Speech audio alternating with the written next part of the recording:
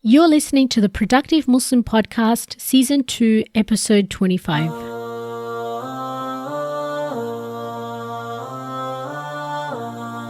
Assalamu alaikum, Productive Muslims. Welcome to the show. I'm your host, Rifra Marif, and I am on day 25 of the Pre-Ramadan Bootcamp. Can you believe it? We are on day 25 now, and this is actually the final episode of the season. So Ramadan is just around the corner, and I pray that Allah subhanahu wa ta'ala gives us life to witness this blessed month. Today's final tip, I'm going to be speaking to you about Ramadan Journal. So having a journal this Ramadan that captures your thoughts, feelings, ideas and behaviours as you go through Ramadan. Now, the purpose of this journal is to help you document the experience, the transformation you're going through each Ramadan, and help you prepare for the next Ramadan. So imagine that for every Ramadan, you have a specific journal that you go through and can refer to it in subsequent years. For example, from now, you may refer to your Ramadan 2017 journal and realize it was the starting point for a truly transformative experience. You see, sometimes it's hard for us to remember what we did in Ramadan or remember those spiritual moments where we felt really close to Allah subhanahu wa ta'ala. So having a journal would help us document these meaningful moments so that we don't forget them as we get busy during the year. So I want to give you some tips on how to build a Ramadan journal habit throughout the month. First of all, carry your Ramadan journal with you at all times and write in it at least once.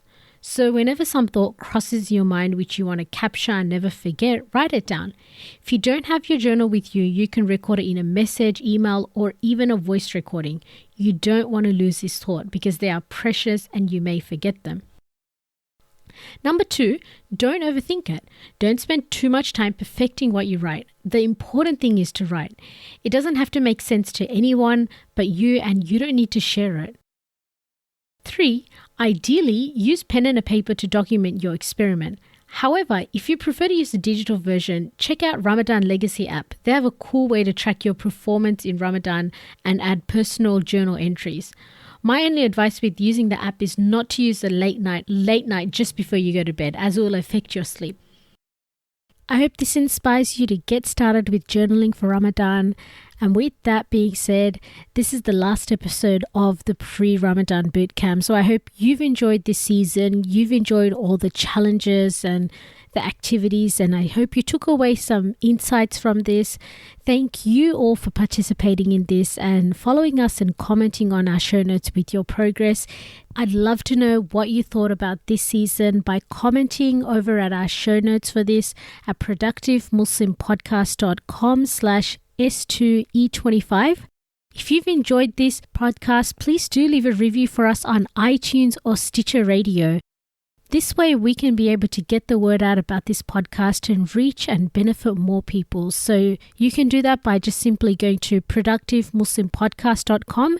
Just go to our main podcast website and then you'll find the links to Stitcher and iTunes and leave a review from there. So if you've enjoyed this particular series that we had for the Pre-Ramadan Bootcamp, then I'm sure you will enjoy our Productive Ramadan online course, which is a part of our academy. So you can check that out by going to productivemuslimacademy.com. And finally, we will be back again with season 3, inshallah. So that will be announced through email and also through our social media networks. So I hope to speak to you all again then. Thank you all once again for joining us for this season. I wish you all the best with Ramadan, and remember, work hard and be sincere.